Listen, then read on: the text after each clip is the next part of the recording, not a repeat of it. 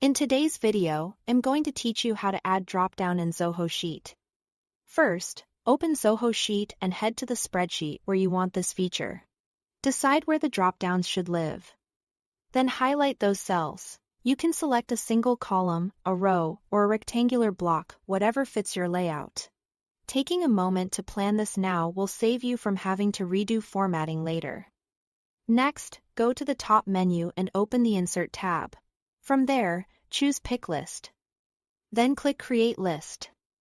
This opens a panel on the right side of your screen where you'll do all the configuration. Start by choosing whether your pick list should be single select or multi-select. Single select allows only one value per cell, which is perfect for fields like status or priority. Multi-select lets you assign more than one item to the same cell. Useful when an entry genuinely belongs to multiple categories. If you are unsure, think about how the data will be summarized later. Single select often keeps reporting cleaner. Now add your items. You can type them directly into the box, separated by commas, for example. New. In progress, on hold. Completed. Keep the wording consistent to avoid confusion. Using the same capitalization and avoiding extra spaces helps. If you've already listed your options somewhere in the sheet, click Cell Range and select that range instead. This keeps your list tied to the values you've already prepared, which can be helpful for standardization, enhance readability with colors and chips.